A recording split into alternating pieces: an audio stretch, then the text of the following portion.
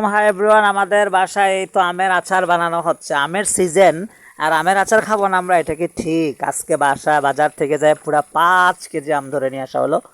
নিয়ে এসে এই তো আমের মশলা মাখানো হয়েছে, অলরেডি আম চুলায় চড়িয়ে দেওয়া হয়েছে, তৎনগত আচার হচ্ছে। এই যে আচার আপনাদের কাছে আচারটা পরিবেশন করার জন্যই দেখানো হচ্ছে ভিডিওটা। কার কার কাছে আচার বানানোর প্রক্রিয়াটা এই তো কী করা হলো। প্রথমে মশলা দিয়ে, পাঁচফোড়ন দিয়ে, তারপরে বিভিন্ন রকম মশলা দিয়ে আম চড়িয়ে দেওয়া হয়েছে চুলাতে।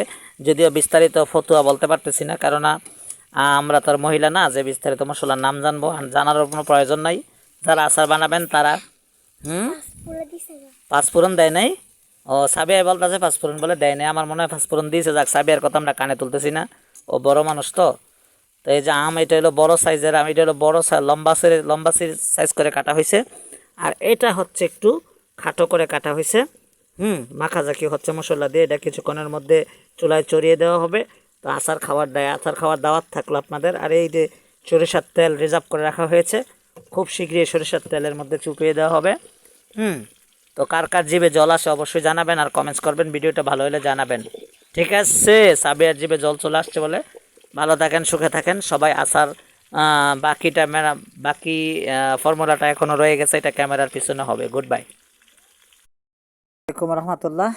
সকল ভিউয়ার্সদের উদ্দেশ্যে বলছি, দেখুন আমরা বাসায় একেবারে কাঁচা আম নিয়ে এসে বাড়িতে আচার বানানো হয়েছে। এই যে আচার এইমাত্র আচারের তেল দিয়ে ডিব্বাতে ভরা হলো, বয়মের মধ্যে ভরা হলো। অনেক সুস্বাদু আচার, ঠিক আছে? আপনারা দেখুন, এখন কিছুক্ষণের মধ্যে এটা ফ্রিজে চলে যাবে, ফ্রিজ আপ করা হবে এটাকে। সেই সুস্বাদু আচার, মিষ্টি আচার বানানো হয়েছে আমার খুব পছন্দের আচার। তাই বাসায় আচার বানিয়ে নিলাম এই সিজনের জন্য। প্রায় 5 কেজির মতো আম নিয়ে এসে বানাইছে। এদের তেল দিয়ে একবারে ডুবো ডুবো করে রাখা হয়েছে, ঠিক আছে? অনেক মজা, অনেক টেস্ট আমের আচারগুলা। প্রত্যেক সিজনে আমরা খাওয়া হয়। তো এই সিজনের আচারও আমরা বানাই নিয়েছি, বাসায় বানাইছি। এখন ফ্রিজে রেখে দেবো, রেখে এটা খাবো। তা আপনারা যারা যারা বাড়িতে আচার বানাচ্ছেন অবশ্যই ভিডিও শেয়ার করবেন, কে কীভাবে বানাচ্ছেন। আমরা তো বেশি কিছু দেই না, বাস খালি শুধু হচ্ছে সরিষা, পাঁচফোড়ন, তারপরে হচ্ছে জিরা মশলা দেওয়া হয় একটু, তারপরে তেল দিয়ে চিনি দিয়ে বাস আচার সম্পন্ন করা হয়।